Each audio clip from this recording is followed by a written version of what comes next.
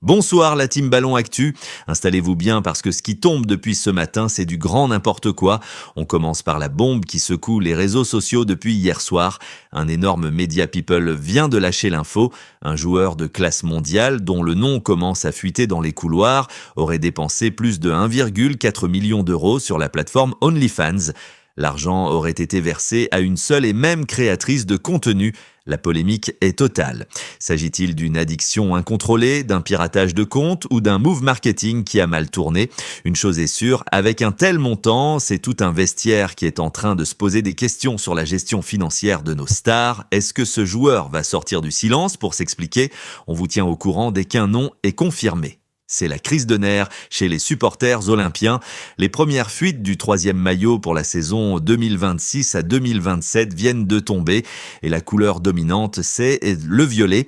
Un hommage à la lavande de Provence, paraît-il, mais pour les ultras, c'est une insulte à l'histoire du club. On n'est pas le Real Madrid ni la Fiorentina, peut-on lire sur Twitter. Ça chauffe pour l'équipementier, mais le vrai séisme à Marseille, c'est le portrait robot du futur remplaçant de Pablo Longoria. Franck McCourt veut du changement et le nom qui sort du chapeau va vous choquer, Mohamed Bouafsi. Le journaliste de 33 ans, ultra fan de l'OM, serait le candidat surprise pour la présidence. Pas d'expérience de dirigeant, mais une connaissance parfaite du milieu. Pari de génie ou suicide collectif? Donnez-moi votre avis en commentaire. Côté Paris, c'est désormais la guerre ouverte. On pensait que l'élection du nouveau maire de Paris, Emmanuel Grégoire, allait fluidifier les négociations pour le rachat du Parc des Princes. C'est tout l'inverse. Ce matin, le PSG a jeté un froid polaire.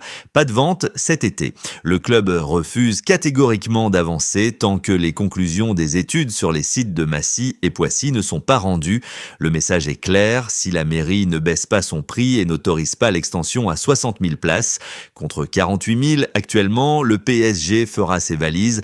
Entre les obstacles financiers et l'aménagement de la porte de Saint-Cloud, le divorce semble inévitable. Est-ce vraiment la fin de l'histoire entre le PSG et son stade historique? On part directement en Angleterre avec un contrat qui va faire exploser les compteurs. C'est l'info-transfert qui secoue la Premier League ce matin. Roberto De Zerbi est à un pas de Tottenham. L'ancien coach de l'OM et de Brighton est en discussion très avancée avec le club londonien, actuellement 17e du championnat. Mais tenez-vous bien, l'Italien de 46 ans s'apprête à signer un contrat de 5 ans avec un salaire qui va le placer directement à la deuxième place des coachs les mieux payés d'Angleterre, juste derrière Pep Guardiola. Il va même toucher plus que Mikel Arteta à Arsenal.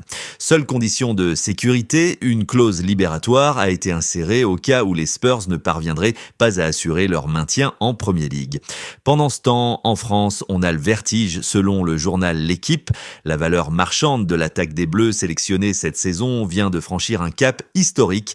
Si on additionne les valeurs de Transfermarkt, on arrive à 967 millions d'euros, près d'1 milliard d'euros pour un seul secteur de jeu. Loin du désert offensif de l'Euro 2024, Didier Deschamps a désormais un réservoir qui fait saliver la planète entière. Mais attention, le sélectionneur va devoir trancher. La liste définitive tombe le 14 mai prochain. Qui sera sacrifié malgré son prix d'or? Le débat est ouvert. On change d'ambiance avec l'Italie. C'est le match de la dernière chance ce soir. La Squadra Azzurra joue sa qualification pour la Coupe du Monde en barrage face à la Bosnie. Après avoir raté les 2 dernières éditions, l'Italie n'a plus le droit à l'erreur. Gennaro Gattuso et Donnarumma l'ont dit, la pression est maximale. Ils vont entrer dans un véritable chaudron à Zenica au stade Bilino Polj, l'un des plus intimidants d'Europe de l'Est. Le coach bosnien a été clair, on va garer le bus et attendre un contre. Si l'Italie échoue encore, c'est un séisme national qui se prépare. On finit avec une info capitale pour la Ligue des Champions. En Allemagne, le cas Jamal Musiala inquiète. Actuellement blessé, le joyau du Bayern Munich fait tout pour revenir à temps pour la double confrontation face au Real Madrid. C'est une course contre la montre pour lui, alors que d'autres stars comme Ter Stegen ou Félix Mecha voient déjà leur chance de disputer le prochain mondial sans voler à cause de pépins physiques. Voilà l'équipe, vous avez toutes les cartes en main pour comprendre ce qui se passe aujourd'hui. N'oubliez pas de vous abonner à Ballon Actu.